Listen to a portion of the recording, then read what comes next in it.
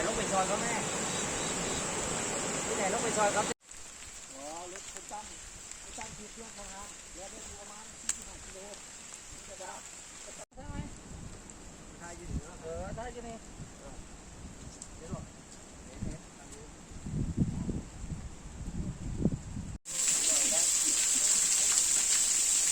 จุดมา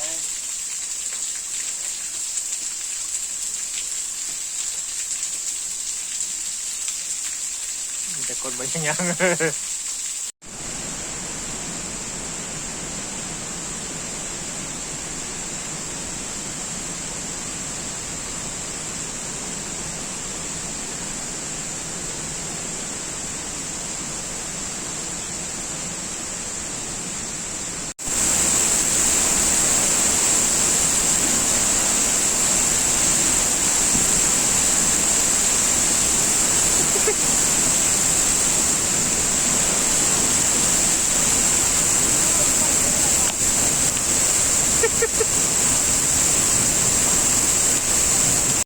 เอาได้แล้ว